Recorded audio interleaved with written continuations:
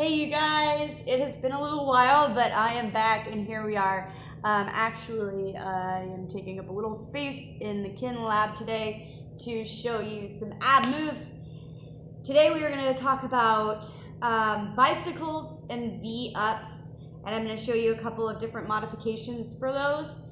It is super important that when you guys are working with people, on ab exercises that we progress them through movements properly and with good form and good technique, especially even with something as simple as where you feel like maybe just I'm laying on my back, it shouldn't be that hard. If people aren't engaging their core and engaging their glutes while they do some of these moves, they can run into some issues with their low back and potentially even some issues with their groin and hip flexor. So first I'm going to show you bicycles. I'm going to show you it in three different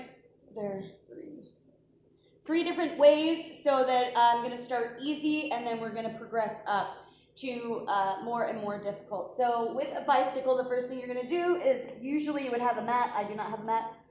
I just have a dirty floor. So what you want to make sure that people do is, a lot of times what you'll hear people say is push your low back to the ground. Now, I feel like we talked about this a little bit when we were talking about bench press, but we do not necessarily want to encourage people to flatten their back because we all have a different curve in our spine. So what we want is, we want to engage the spine. We want to hold neutral spine, but we want to make sure we're engaging the spine. So we want to make sure we engage our abs here, and that as we get ready to do the bicycle, that we are engaging our glutes too for support on both sides of the move. Now, here's another thing that is super important when you are helping somebody do any kind of ab move. We do not want their hands pushing and putting any pressure on the back of their neck and bringing their chin in. So we want the chin to tuck in a little bit, but we don't want it here. So typically what I would encourage is fingertips coming to the side of your ears here, so they can come up this way. And then another way that makes it easier is even just to have people have their hands here at the side or here.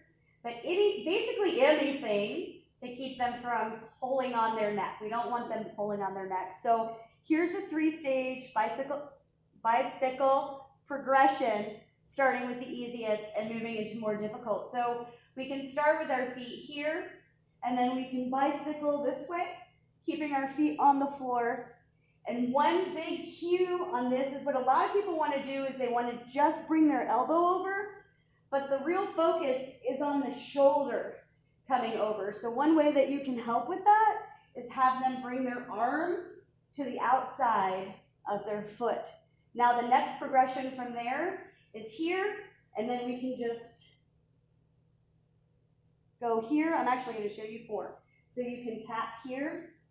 That tap on the ground is going to make it a little easier. Also, the higher out you extend your leg, the easier it's going to be. Now from here, another one to make it a little bit easier is if you stay up and then, oh man, there we go. And then you can have them do a bicycle like this, almost like a dead bug, keeping that knee in. There you go. Just took me a second to get there. All right, so those are a couple bicycle progressions. Then the next move I'm going to show you is a V-up. V-ups are really, really tricky, so you really want to make sure that when somebody does it, they're strong enough to do it. So I'm going to show you this through a few progressions as well. Same idea though. You want to make sure that their core is engaged and their glutes are engaged, so that they're supporting the top and the bottom of their core. The top and bottom of their core as they go.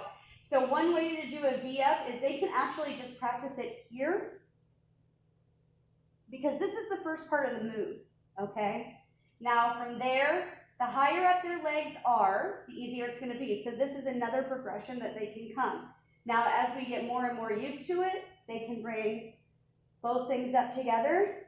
And then eventually, and so again, one other way to progress this is they can one arm to one leg, opposite arm to opposite leg, alternating, again, to try to build up that strength.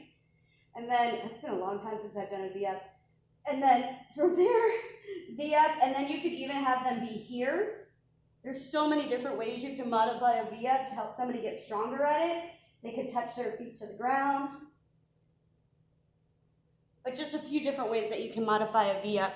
But it is just super important that you make sure that people are strong enough to do the moves, because if they go to a move, especially a core move, too fast, they will start to strain their lower back, and we definitely don't want that. You want the core to be strong enough to support the move so that they're not using their lower back and straining their lower back or pulling too much with their hip flexors to do the move. All right, you guys, that's it. Have a good one. I'll see you soon.